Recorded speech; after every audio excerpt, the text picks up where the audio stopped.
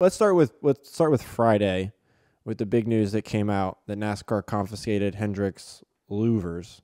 The louvers, yeah. Yeah. So please explain what a louver is. A louver is what comes out of the hood. You see it. It looks like vents that are on top of the hood, and basically the air comes into the radiator through the front of the car. You see underneath whatever label they have, the Chevrolet, Ford, Toyota, goes in through there, goes through the radiator, and then out these louvers. And those louvers then shoot the air either over the car or around the side of the car or whatever. And, you know, I'm not fully educated. I wish I would send out some text last night, but I didn't. About, you know, I guess they're saying, Hendrick is saying, or Jeff Gordon is saying that there was, you know, some fit issues, or maybe the media is saying that there was some fit issues, and that NASCAR says, hey, we recognize that there's issues with the fit of these. In the meantime, don't touch them.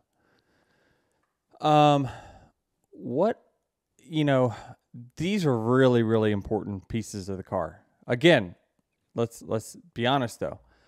They could have put box stock louvers, which they probably did, on their cars, and they still were rocket fast on Sunday. But this is a very, very important part of the car. Just like the front noses are, to be honest with you. And we got a DQ, first one in 60-some years at Pocono, because we did not alter a part. We just thickened the wrap over top of the part. So we didn't even actually alter the part, and we got a DQ. So I think I'm going to make complete assumptions because I do not have any facts, is that they probably were messing with the edges and the openings of those louvers. Because what happens is when you submit to NASCAR your body style, right? It's, okay, well, this is the gold surface, and this is what they're going to make in production.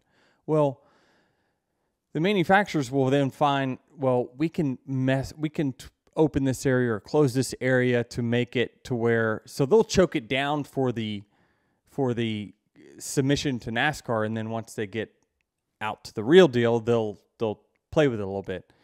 My guess is they messed with some edges or something like that. And again, this is all assumptions, that NASCAR probably reached down there, did not like what they felt, and immediately pulled them off. So I think they're screwed, to be honest with you. I mean, I think, you know, they're in a bad spot.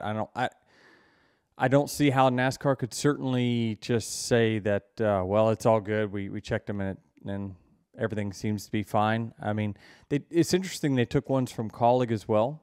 I don't know if that's to baseline or maybe Colleague's in trouble as well. I'm not really sure, but everyone's talking about the Hendrick cars, but the Colleague cars got some taken from them as well. And so, I mentioned that, you know, Chevrolet, has a body advantage over all the other cars, and that's something that it's going to be very difficult for any of us to overcome through this entire year. We also mentioned too that, like, parity, right? Like, there's not going to be 19 winners, and if nothing changes, you know, we're going to see the same guys. I said last week, I don't see much changing from week to week because there's no, silver bullet that's just someone's going to wake up and be better. Although Harvick nearly proved that wrong. Yes. But I just think with these louvers and stuff, it's a very sensitive area. And if NASCAR informed the guys we recognize that there's a quality control problem, which there has been with some of these parts that we get on the next gen that don't fit well, they typically communicate to the teams and say, hey, you're allowed to shim this or shim that to get it to fit correctly, right? Because these cars are made up of parts that aren't all made by the same manufacturer. They're made by hundreds of different manufacturers, and they all got to somehow, these Lego pieces have to fit together, and they don't always fit well together. But it just seems odd. I don't know that this is really going to be a fit issue. I think this is going to be a changing the contour of things issue. And if that's the case, that's going to be one of their hammers of, we told you not to with it and don't with it. So yeah. the precedence is set. If so, it could be the all-time biggest fine in NASCAR by one team at one moment, if it's all four, right? I mean, you could have 4 crew chiefs gone. You could have 4 100-point fines and money and playoff points. Good. Mr. H has got some, though. I don't think the money is going to mean as much as the points. And, playoff points is a great point as well. If they're hit with Brad last year and RFK were docked 10 playoff points. So if Hendrick and their cars are docked 10 playoff points, that wipes the 10 playoff points that, well, I guess William Byron has more than 10. Stage, yeah. Yeah. Set him back to nearly 0. Yeah. That really is going to hurt my William Byron prediction in the Final Four. If y'all tuned in early episodes.